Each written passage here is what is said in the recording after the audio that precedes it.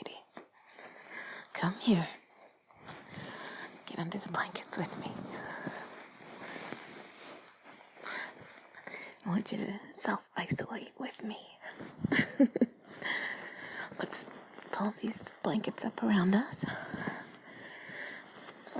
Let's get nice and cozy. That's it. And let's just hold each other. That's it. Put your arms around me and feel my body pressed against yours. Take a deep breath. Close your eyes.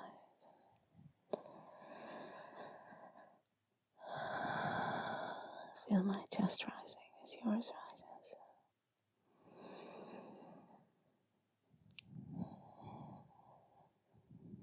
Breathe some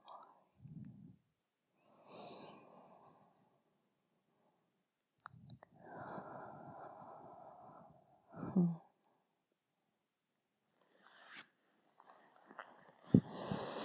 Hold me tight. I'm gonna squeeze you really tight.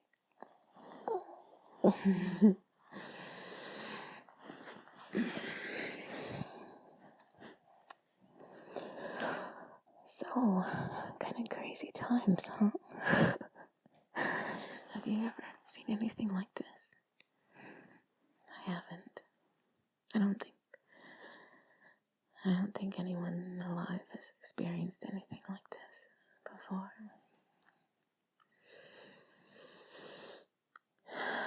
Keep breathing until it doesn't feel tight in your chest anymore, okay?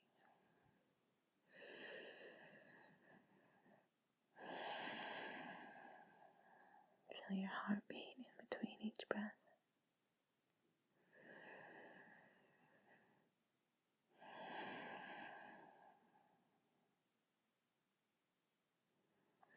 And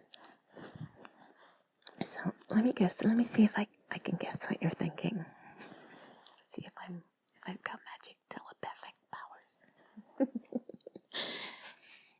You're probably thinking, okay, this virus thing is kind of scary. I mean, a little bit, but you're not really that afraid of catching it because you're doing everything you're supposed to do. You're being socially distant.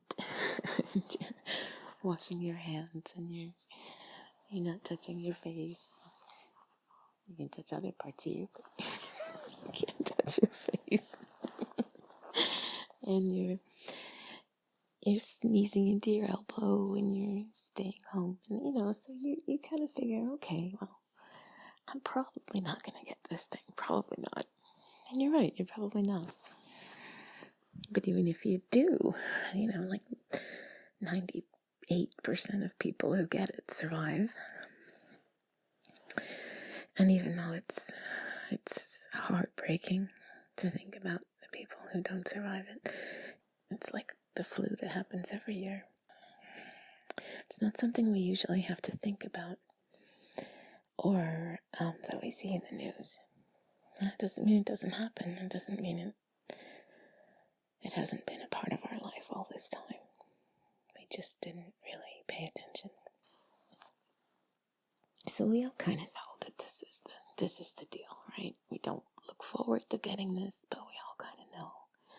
Even if you did, you'd probably be okay. Maybe you're worried about your family members or somebody you care about, but that's probably not the main thing that's worrying you right now, is it? Well, maybe I should just speak for myself, but see, I think you're like me, so I think that's why. I think that's why I'm saying this. What worries me is what's happening because of the virus. A lot of things are kind of shocking that when you realize, it seems like everything is so interconnected, and once one thing shuts down, everything else shuts down, and then people don't have jobs anymore, or their hours are cut, and then you can't go and you can't get something like toilet paper. It's it's not life-threatening, but it's a little crazy to walk into Walmart and see empty shelves not being restocked. It's kind of crazy.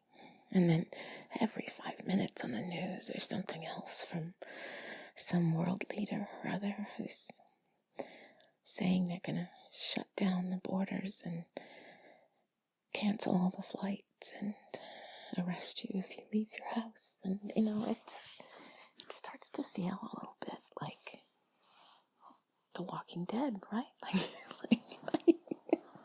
I know I joked about this on Twitter, but it kind of, it starts to feel a little bit like that. People having fist fights over cereal and toilet paper, and and all those poor people working still. The retail workers and the fast food workers and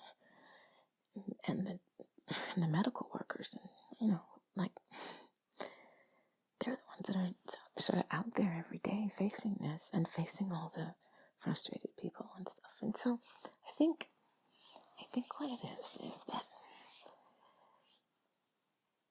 with the constant 24/7 news cycle of this huge, horrible virus, and this company going out of business and this company laying everybody off, and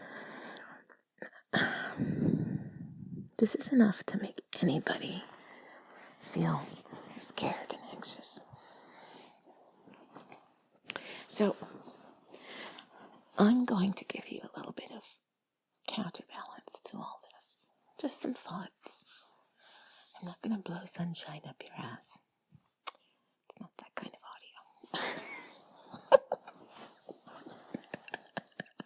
Sorry, I couldn't resist. But I am going to give you some things to think about, because I'm not okay, look, I love hugs. I'm hugging you right now. Oh, I'm hugging, squeezing.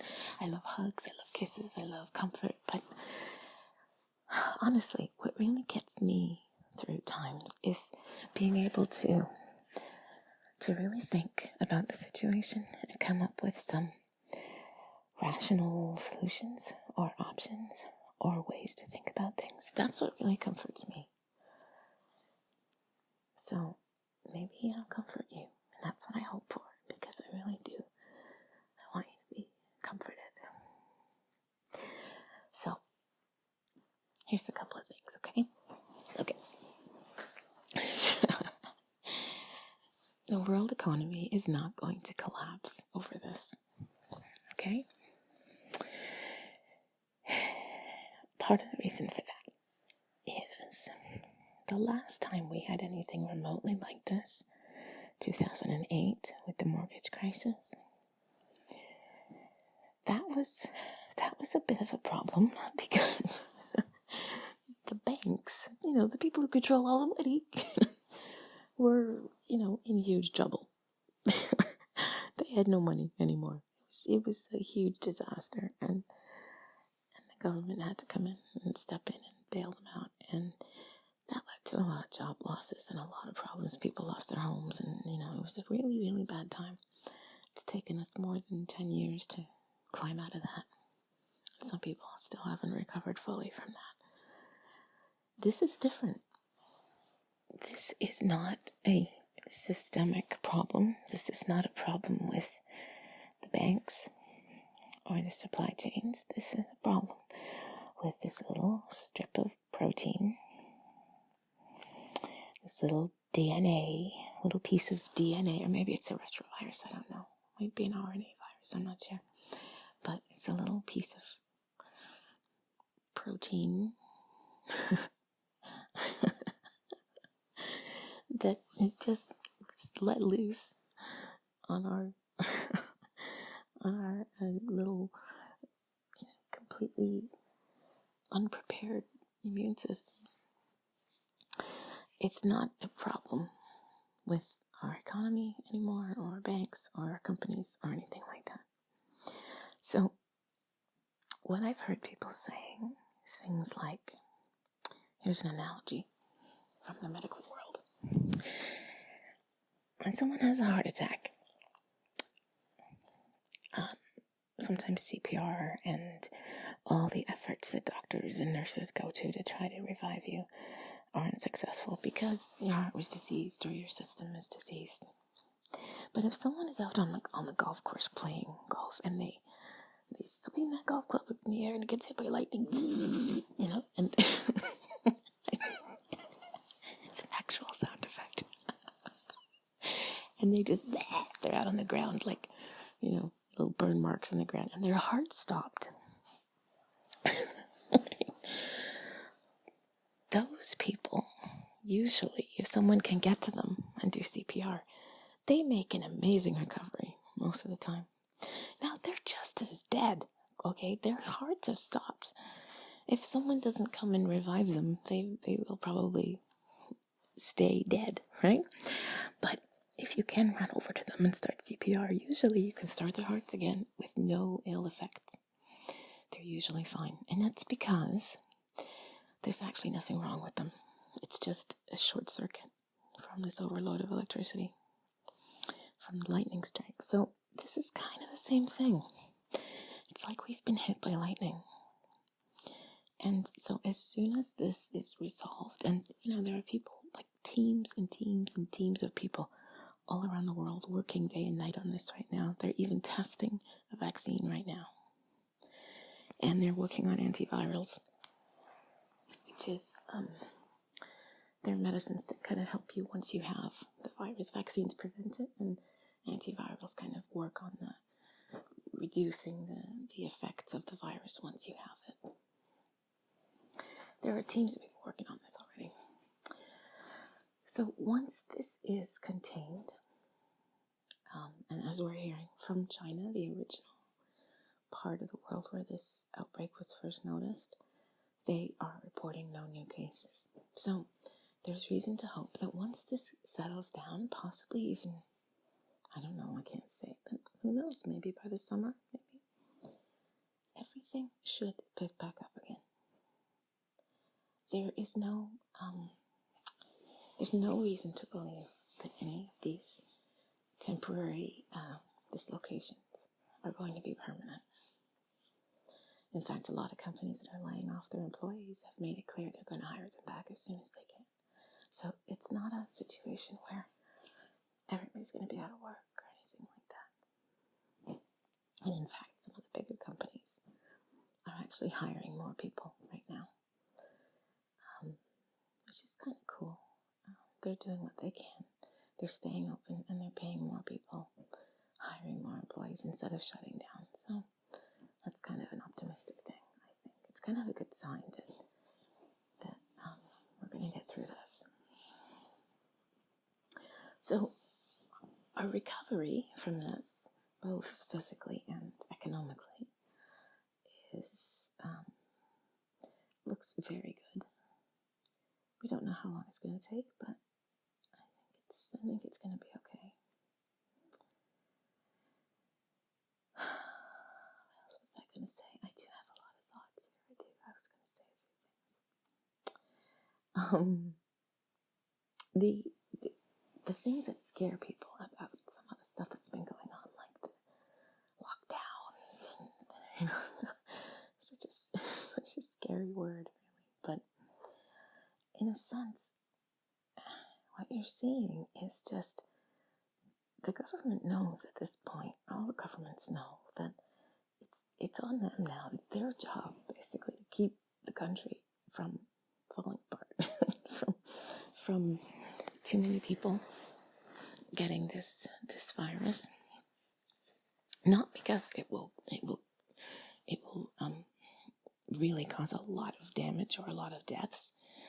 It doesn't, but it's just that if everybody in the country gets it, then even if the death rate is something really relatively low, like 1%, that's still an awful lot of people. And most health systems, most hospitals can't cope.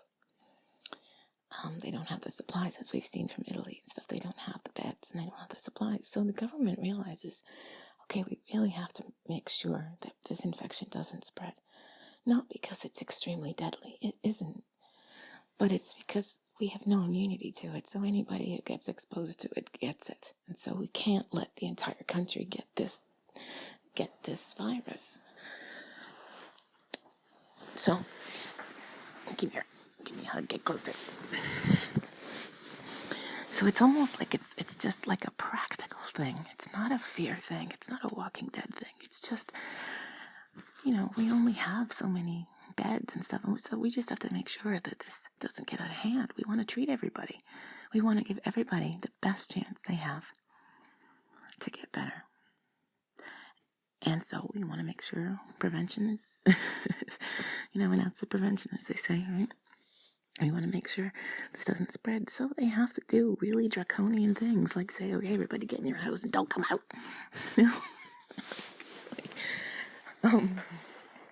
It's not really scary if you think about it. And really, I've been really surprised at how,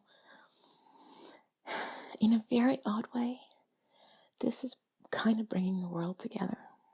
I wouldn't go as far as to say it's a silver lining, but I definitely want us to notice that the whole world is kind of,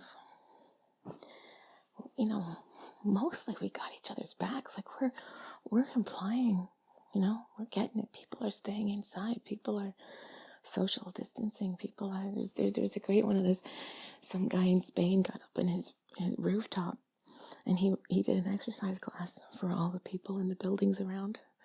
And you can see them all in their windows and their balconies, all following, doing the exercises with them.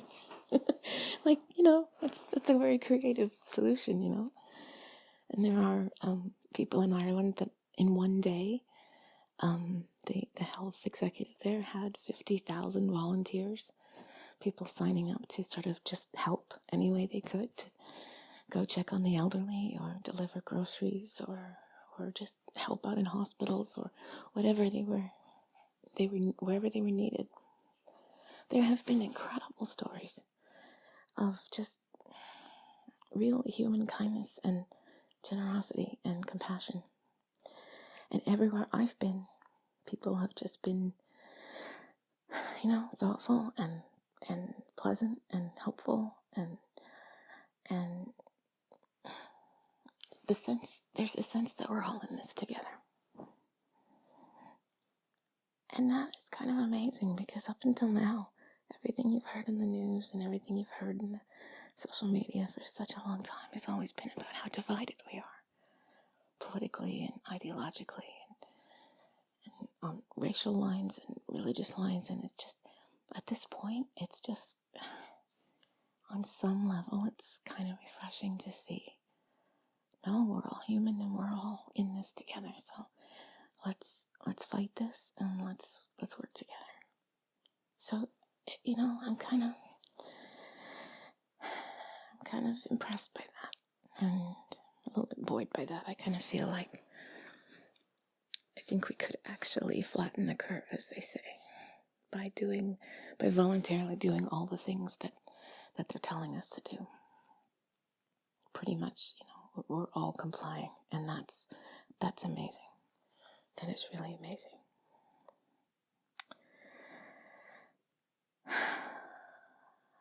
So, the other thing to keep in mind is that, okay, so let's regroup, okay? Let's recap. There is going to be a recession after this, we know that, okay? It's unavoidable. But it's not going to be as bad as it was in 2008.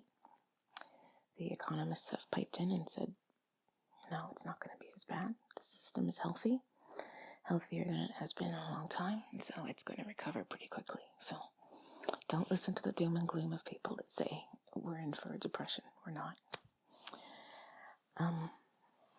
So things will probably get back to normal pretty quickly because everyone is doing a great job. And we're probably going to have this completely beaten long before anybody suspects. That's what I think. So those are two good things. It's bringing us together, which is such a relief from all the things that have been trying to divide us for the last little while. So that's a good thing. And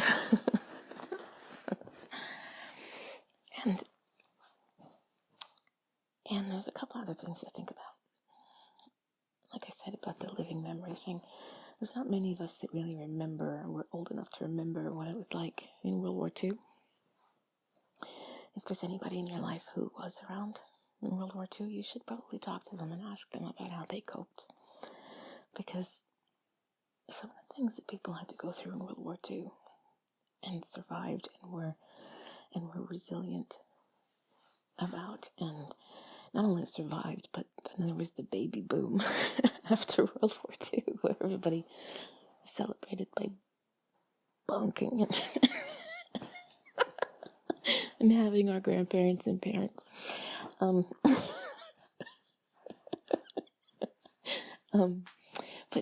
But really, like, if you can imagine, like, you've seen those pictures of people in London when there was a bombing raid, like an air raid alert, and they had to go down into the subway, into the tube, and they slept down there.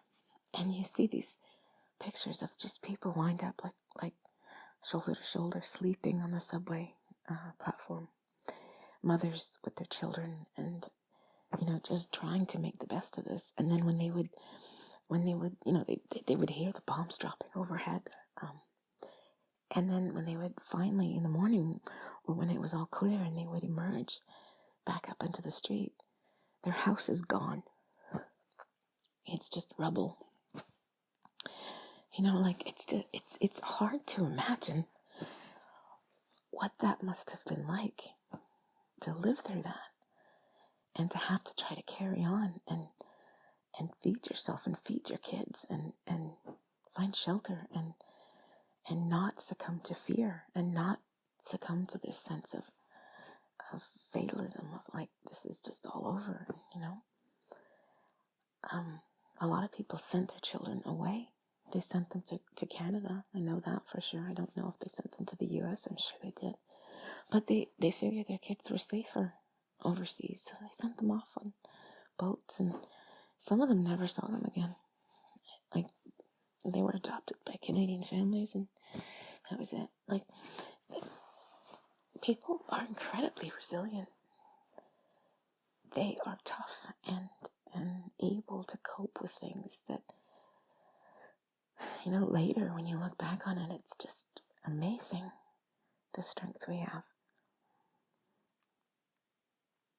So I guess what I want to say to you is just trust in yourself, that you are just as resilient as those people in the tube way back then. You're just as strong, just as capable, just as resilient. And whatever is going on right now in your life that is uncertain or scary, or if the news is just driving you crazy, turn the news off. Don't read the news. Just don't. You don't need to know anything else. If it's important enough, you'll find out about it, right? But I swear, all the news agencies and all the pundits and everything, this is the most exciting thing that has happened to them ever. This is like a huge thing for news outlets. It's most news outlets are constantly looking for content, because they run 24 hours a day now. You don't just report the news 6 and 11 like you used to back in the day. It's 24 hours a day now. So they have to come up with content all the time. Which is why, it's considered news if one of the Kardashians changes her hair, This is like pay dirt. This is great. Look at how crazy they can go. I've seen some very misleading headlines and, things saying, like, for example, will Air Canada go bankrupt? And that's important to me because I'm kind of stuck here for a little while. And I need to know if I can get back to my home in Ireland. And so I look at this and I think, I should read this, right? And that's exactly what they wanted me to do, was read this. Because when you read through the whole stupid thing with all the ads and all the clickbait and everything, you find out in the last line of the story, it says, no, Air Canada's well capitalized. It'll be able to handle this period of turbulence. So it's like, gee, thanks. Like, just scare me to death for nothing, you jerk. Get me to read your stupid article. Like, you hear these, like, really, really, really. Listen to me, look at me, listen to me. If you see some crazy headline that is a question mark, don't read it. Don't read the article. It's just put there to drive you crazy and make you read it, so don't read it. It's not telling you anything. If the guy writing this stupid thing doesn't even know, you don't need to read this article. That's what I'm saying to you, okay?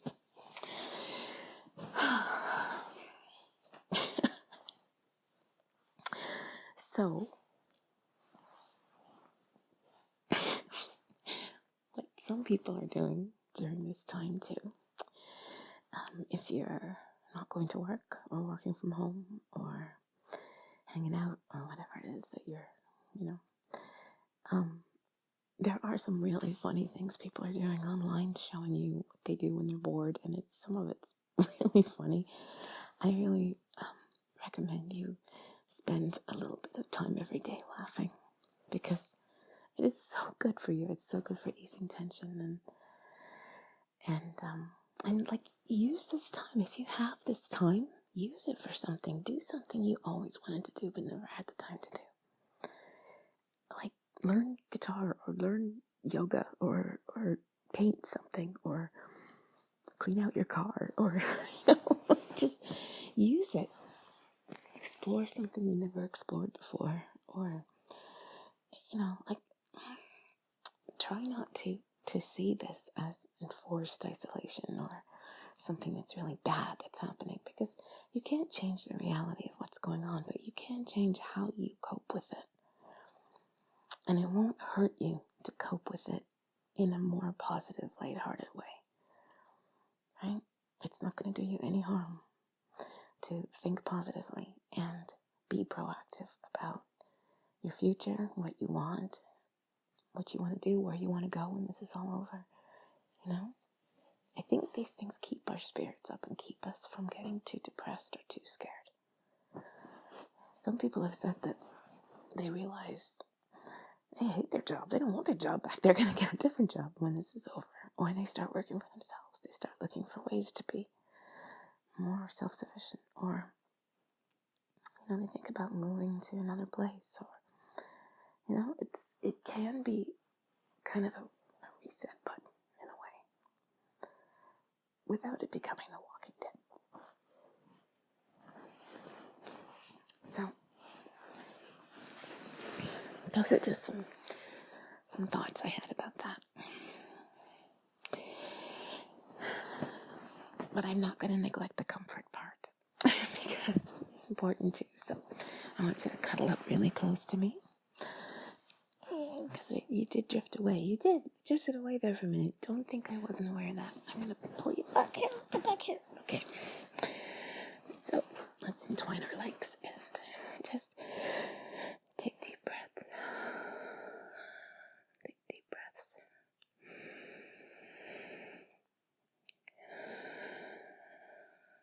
Just know you're safe.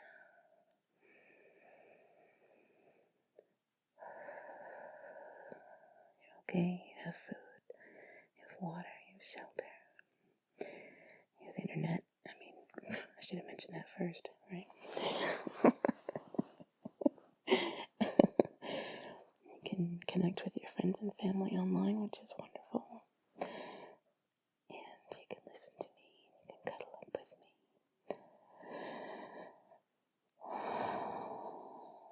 You can get some sleep. You can treat your body well. You can take long showers or long baths.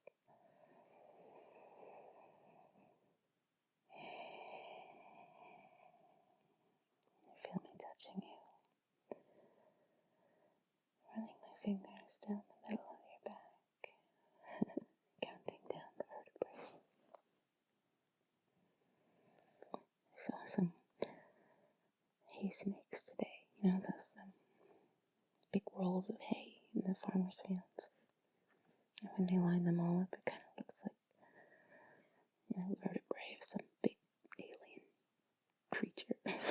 dinosaur or something. So I'm gonna walk my fingers down your dinosaur vertebrae. Oh, have you seen the videos of the people walking around in T-Rex costumes?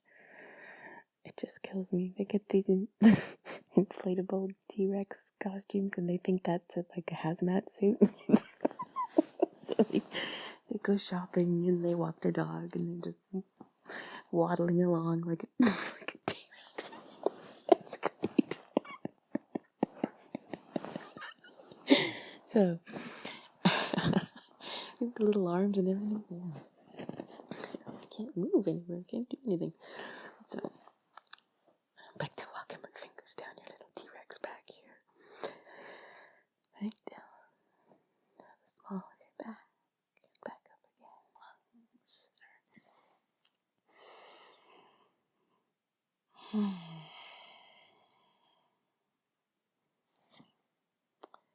Massage your muscles. And my fingers down your skin. Across your eyelids. Yeah, flutter your eyelids closed so I can just gently touch your eyelids. It's okay, I can touch your face. I've used hand sanitizer. They had some at Walmart.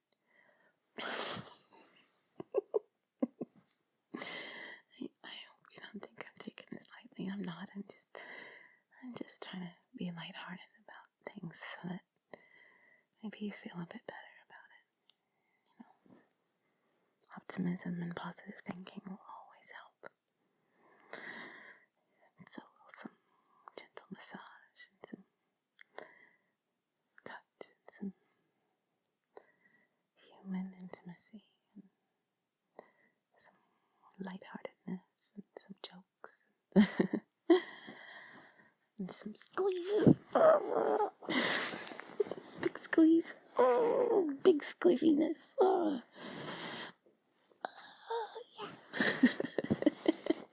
Times like these, I'm glad I'm squishy because I can really squish you.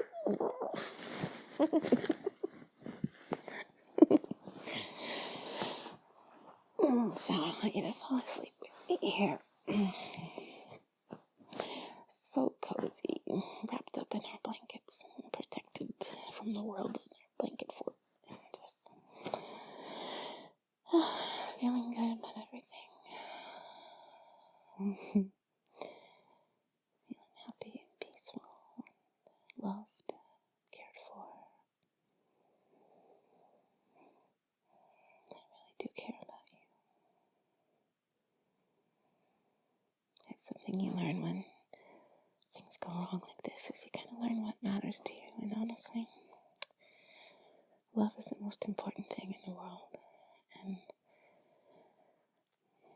I have so much love to give that makes me happy. And I really do care. So I want to do what I can to make sure that you feel it and that you have a little more peace of mind.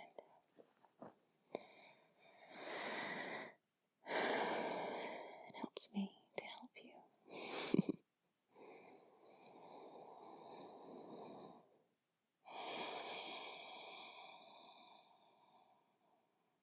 Big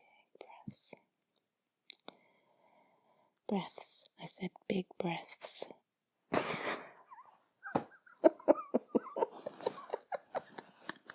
I can't help it, I swear, I can't help it. It's my default, I can't help it, I'm sorry. Yeah. Big breaths.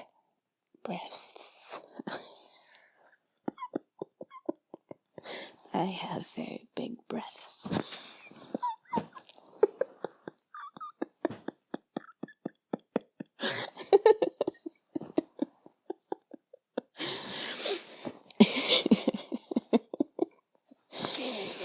Pay attention to my big breaths.